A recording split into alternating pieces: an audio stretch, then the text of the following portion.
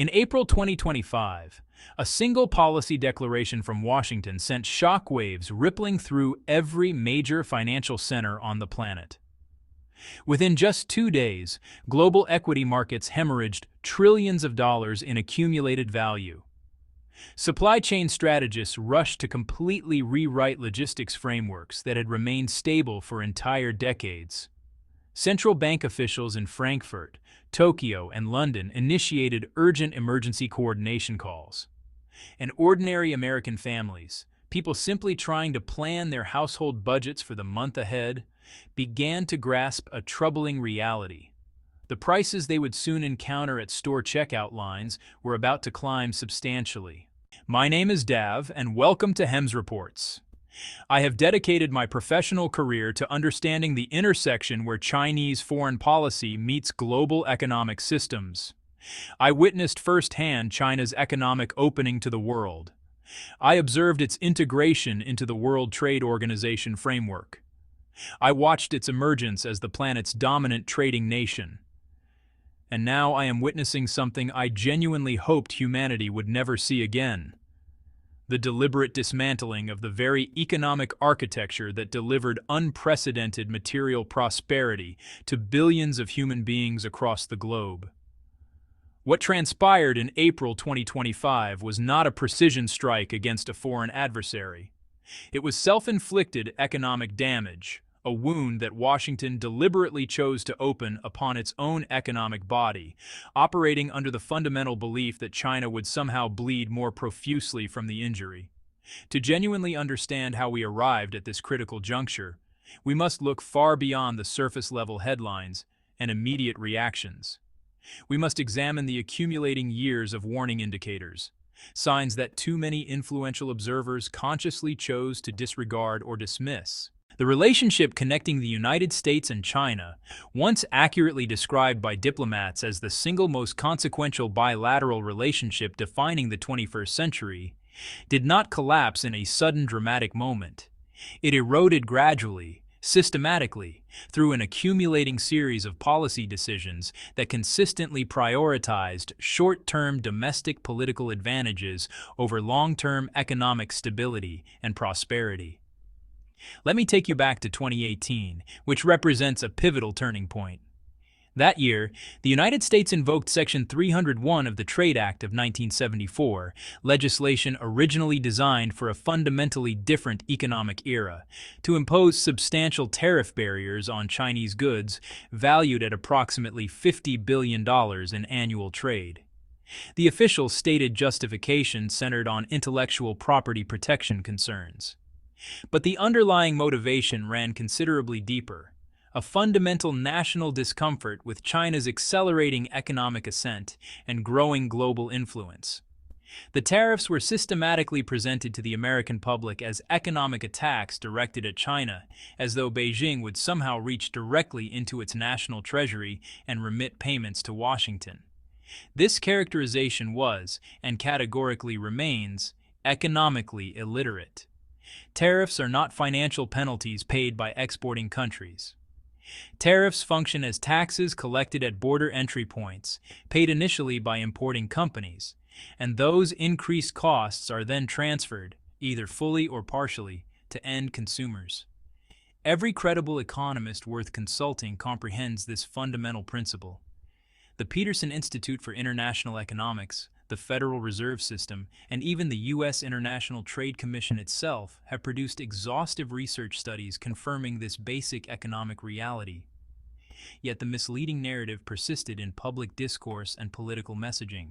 Between 2018 and 2024, we witnessed an unmistakable pattern of escalating economic restrictions and barriers. Export controls imposed on semiconductor technology, comprehensive sanctions targeting Chinese technology corporations, elaborate investment screening mechanisms, visa restrictions limiting Chinese students and researchers, the systematic weaponization of the dollar-dominated international financial system. Each individual measure was presented to the public as purely defensive in nature. Each was carefully framed as protecting legitimate American economic interests and national security. But examined collectively, these accumulated measures represented something genuinely unprecedented in modern economic history. The world's largest economy was systematically, deliberately dismantling its deep integration with the world's second largest economy. This transcended normal economic competition. This represented economic decoupling pursued through increasingly coercive mechanisms. And the material costs, as I will conclusively demonstrate, were borne disproportionately by the American people themselves, not by China. April of 2025 marked a turning point. On the 2nd of April, the escalation reached an entirely new threshold that, honestly, shocked even seasoned observers. The United States announced what can only be accurately described as a comprehensive tariff regime, imposing duties ranging from 34% all the way to 145% on virtually all categories of Chinese imports. Certain specific product categories actually faced even higher effective rates. The administration declared this sweeping action under emergency economic powers, deliberately bypassing the normal constitutional legislative process entirely. The absolute scale proved staggering. In 2024, the United States had imported approximately $427 billion worth of goods from China. Under the newly implemented tariff structure, the effective tax burden on this massive trade flow approached levels not witnessed since the catastrophic Smoot-Hawley era of the 1930s. Financial markets responded with immediate alarm. The S&P 500 stock index experienced its worst single-week decline since the COVID-19 pandemic crisis. Bond yields fluctuated wildly and unpredictably as investors desperately sought safe haven assets. The dollar, paradoxically, actually weakened against a basket of major currencies as global confidence in American economic stewardship visibly eroded. But here's what sophisticated market participants instantly understood. Something that, frankly, many policymakers apparently did not comprehend. This was not merely another trade dispute or routine commercial disagreement. This was a profound signal. A clear message that the United States had become prepared to sacrifice substantial portions of its own economic interests in pursuit of a geopolitical objective that remained poorly defined and inadequately justified. When tariff rates reach 100% or exceed that threshold, you are categorically no longer engaging in conventional trade policy management. You are attempting to eliminate bilateral trade entirely. You are actively seeking comprehensive economic disconnection. And economic disconnection in our deeply interconnected modern global economy proves extraordinarily expensive for all parties involved. The question facing analysts was never whether there would be serious consequences. The question was simply, who would ultimately bear the greatest burden of those consequences? China's response proved neither panicked nor precipitous in character. This distinction is critically important to understand because it fundamentally defied the confident expectations of numerous Western analysts who had predicted Beijing would either capitulate under pressure or escalate dramatically toward economic warfare. China did neither. Within 72 hours of the American announcement, China's Ministry of Commerce released a carefully measured official statement. It outlined proportional countermeasures, targeted tariffs on specific American agricultural products, strategic restrictions on certain rare earth mineral exports, and the addition of particular American firms to China's unreliable entity list facing commercial restrictions. But the overall tone remained notably, deliberately restrained. There were no theatrical public denunciations, no inflammatory calls for comprehensive economic warfare. No nationalist mass rallies orchestrated in major Chinese cities. Instead, Chinese leadership clearly emphasized three core principles that would guide the nation's strategic response. First, China would protect its legitimate national interests through legal mechanisms and proportional measures fully consistent with international trade law. Second, China would substantially accelerate its long-standing strategy of economic diversification, actively reducing dependence on the American market while simultaneously strengthening commercial partnerships across Europe, ASEAN nations, the Middle East, Africa, and Latin America. Third, China would remain genuinely open to diplomatic negotiation and settlement, provided such negotiations were conducted on the foundation of mutual respect and sovereign equality, not coercive demands. This approach was not weakness or capitulation.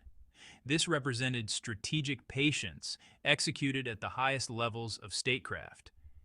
You see, China's leadership understood something fundamental that Washington appeared to have completely forgotten. Time itself is not neutral in economic conflicts. The nation possessing greater industrial manufacturing capacity, higher national savings rates, and more comprehensively diversified international trading relationships can afford to wait patiently while pressure accumulates on the aggressor.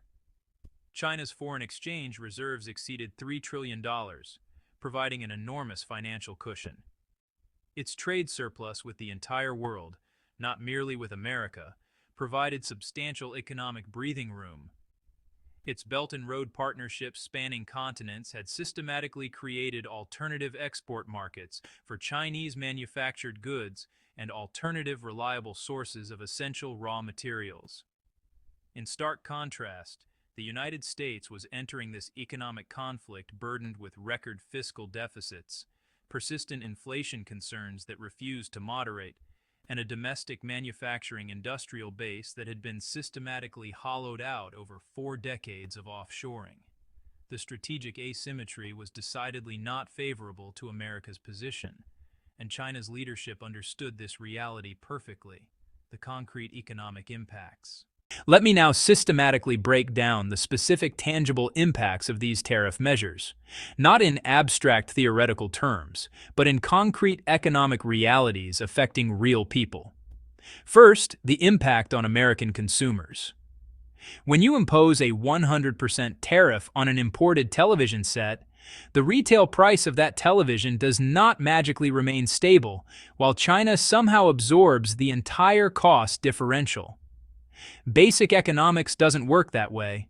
The price effectively doubles, or alternatively, the product disappears from retail shelves entirely, and consumers are left facing dramatically fewer choices at substantially higher prices. Comprehensive studies conducted by the National Retail Federation estimated that the 2025 tariff escalation would cost the average American household between $2,000 and $4,000 annually in measurably increased prices across product categories. Lower-income families, who necessarily spend a higher proportion of their limited household income on physical goods rather than services, were hit hardest by this regressive taxation. This is not speculation or theoretical modeling. This is straightforward arithmetic based on import dependency and price elasticity. Second, the impact on American farmers. China had been either the largest or second largest export market for American soybeans, pork products, and numerous other agricultural commodities, markets that American farmers had carefully cultivated over literal decades of relationship building. When China imposed carefully targeted retaliatory tariffs, American agricultural producers lost access to these markets virtually overnight. The federal government responded with emergency subsidy programs, direct payments to farmers that exceeded $23 billion during the initial trade war phase and continued flowing in subsequent years. But emergency subsidies do not rebuild severed commercial relationships. They do not restore lost market share to competitors who filled the void. And they represent nothing more than a transfer of economic costs from the trade account to the fiscal account, the federal budget ultimately borne by taxpayers. Third, the impact on American manufacturing. American manufacturers rely heavily on imported components, machinery, and intermediate goods from China. When tariffs dramatically raised the costs of these critical inputs, American manufacturers confronted an impossible choice: absorb the increased costs entirely and accept drastically reduced profit margins that threaten viability, or raise final product prices and risk losing customers to foreign competitors who faced no similar input cost increases. The result proved entirely predictable. Investment in American manufacturing capacity softened considerably. Some firms relocated production operations to Vietnam, Mexico, or other countries, not to reshore production back to America as policymakers had promised, but specifically to avoid American tariffs on Chinese-sourced inputs and components. The tariffs did not successfully bring manufacturing employment back to American soil as advertised. They simply rearranged global supply chain networks in ways that often bypassed America entirely, reducing American economic relevance. Here is the critical question that future historians will inevitably ask. What exactly did Washington expect would happen? The architects of this aggressive tariff policy operated under several fundamental assumptions about economic reality and Chinese vulnerabilities. They assumed China's economy remained fundamentally dependent on American consumer demand and could not survive without it. They assumed escalating tariff pressure would inevitably force Beijing to make substantial structural economic concessions. They assumed China possessed no viable alternative markets or economic strategies. Each of these core assumptions proved demonstrably flawed when tested against reality. China's exports directed to the United States, while certainly significant in absolute terms, represented only approximately 14% of China's total global exports by 2024. The American market was important commercially, but it was definitively not irreplaceable. Meanwhile, China had been systematically reducing its current account surplus as a percentage of GDP for over a decade. Its economy was deliberately transitioning away from export-led growth toward robust domestic consumption and high-technology manufacturing leadership. The Made in China 2025 initiative, which Washington viewed with alarm as a competitive threat, was designed precisely to reduce Chinese dependence on foreign consumer markets and foreign-controlled technology ecosystems. In other words, China had been strategically preparing for precisely this moment for an entire decade. The tariff shock, when it finally arrived, was absorbed by an economy that had already begun comprehensively diversifying away from American market dependence. Did Chinese companies experience economic pain? Absolutely. Some export-focused manufacturers faced severe margin compression. Some factories reduced operational shifts. Some workers experienced temporary employment dislocation and hardship.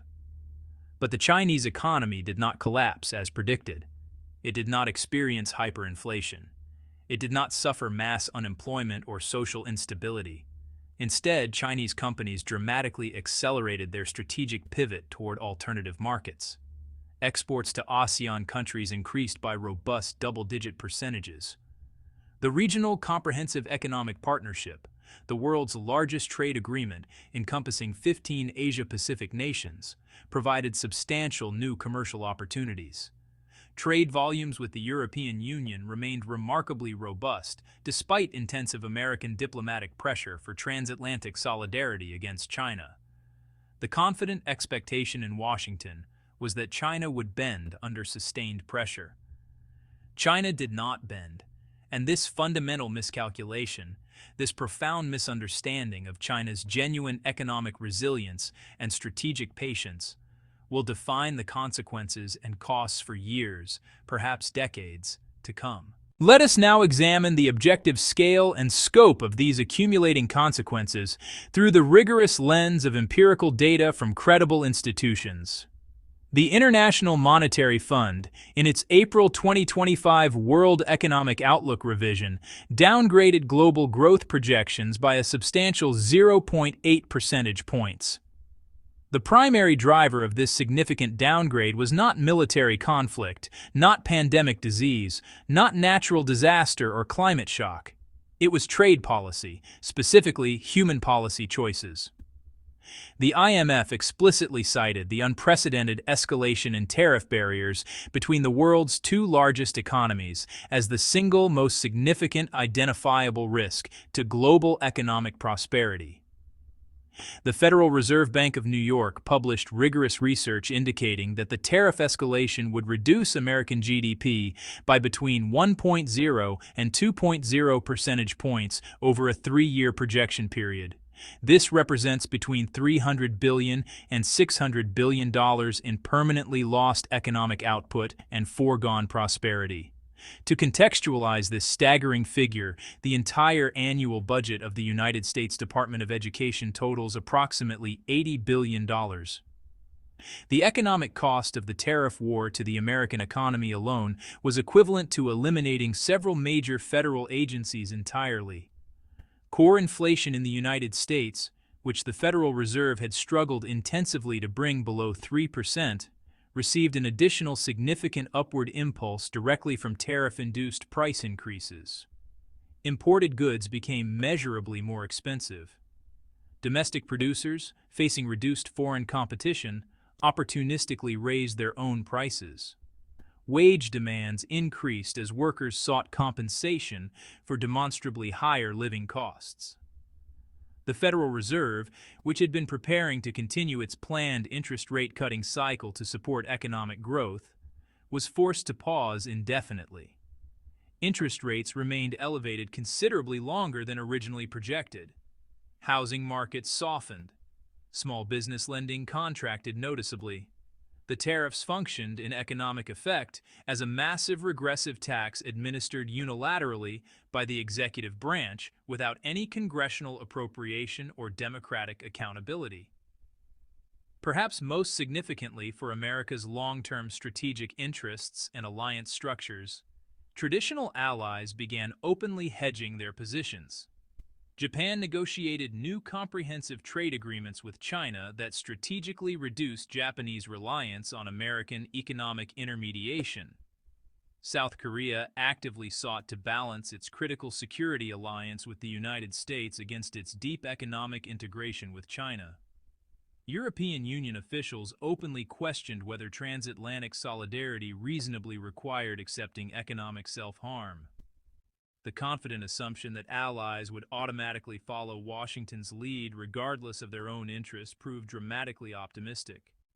Allies ultimately followed their own national interests, and those interests frequently pointed toward continued pragmatic engagement with China rather than confrontation. We have witnessed this catastrophic dynamic before in American history.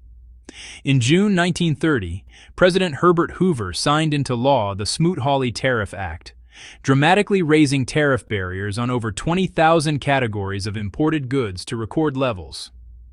The stated intention was protecting American farmers and manufacturers from foreign competition during economic difficulty. The actual result proved utterly catastrophic. Trading partners worldwide retaliated with their own protective barriers. Global trade volumes collapsed by approximately 65% between 1929 and 1934.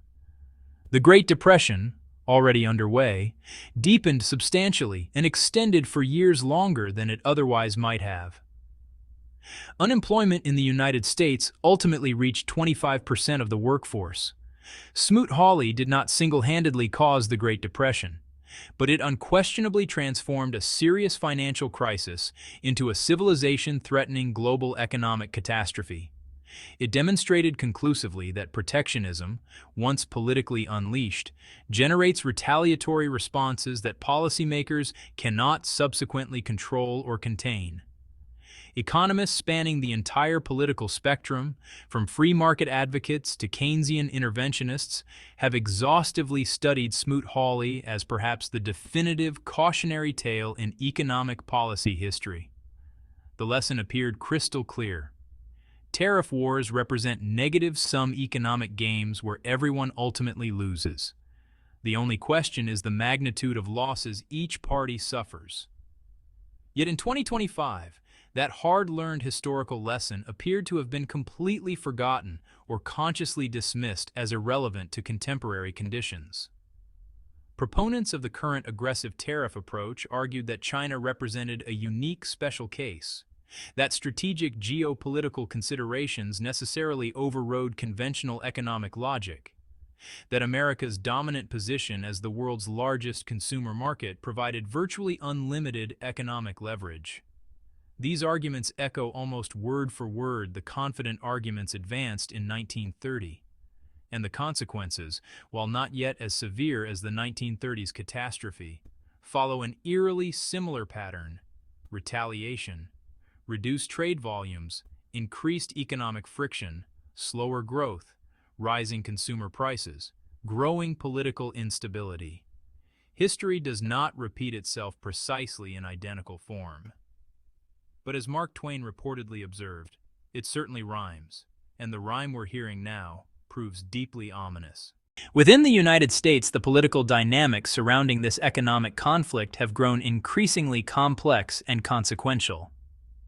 The tariff policy enjoys genuine support among certain domestic constituencies, particularly in geographic regions that experienced severe manufacturing job losses over recent decades that were widely attributed to Chinese competition. The political narrative of finally taking on China resonates powerfully with voters who feel genuinely left behind by globalization's uneven distribution of benefits. But as the mounting costs of this policy approach become increasingly apparent in daily life, significant political pressure is building from multiple directions. Major retailers, from Walmart to Target to countless smaller businesses, have issued increasingly urgent warnings about unavoidable price increases that will directly affect consumer spending during critical holiday shopping seasons. Agricultural industry associations have lobbied Congress intensely against Chinese retaliatory tariffs that have effectively closed massive markets to American farm products. Technology companies have provided detailed testimony to congressional committees about severe supply chain disruptions that genuinely threaten American technological innovation and competitiveness. The Federal Reserve has issued unusually pointed public warnings about the serious macroeconomic risks created by trade policy uncertainty. Chairman's statements, while remaining carefully diplomatic in wording, leave minimal doubt that monetary policymakers view the tariff escalation as a significant economic headwind. And within Congress itself, genuinely bipartisan concerns are emerging, not necessarily about engaging economically with China, but specifically about the strategic wisdom of this particular confrontational approach. Some legislators question whether executive emergency powers should legitimately be deployed to impose massive tariffs without explicit congressional authorization. Others worry deeply about the constitutional implications of conducting major economic policy through presidential proclamation rather than democratic legislation.